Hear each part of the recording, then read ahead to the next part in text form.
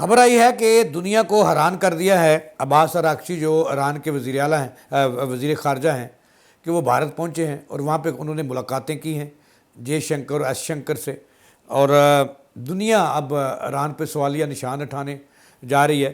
قربانیاں دے ایران کے لیے پاکستان، اور پاکستان کا جو اجلی دشمن ہے اس کے ہاں پہنچا ہے عباس اراغچی، اور بہت ساری وہاں پہ انہوں نے بات چیت کی ہے۔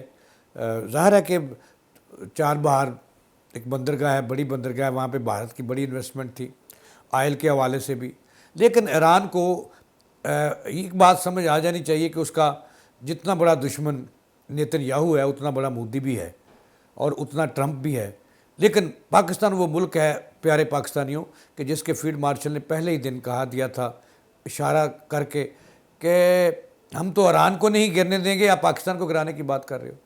تو اس سے پیارے ایرانیوں، اس سے زیادہ آپ کا ساتھ پاکستان کیا دے سکتا تھا؟ اور اب وہ آپ چرنوں میں بیٹھے ہو جا کر بھارت کے، اور بھارت آپ کو کیا دے گا؟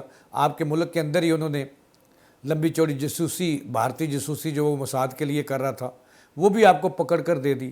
اس کے علاوہ کیا چاہتے ہو؟ بھارتی کسی کے اور نہ ہندو دوست ہو سکتے ہیں ایرانیوں اور پاکستان کے، نہ آپ کے، اور نہ ہی یہودی۔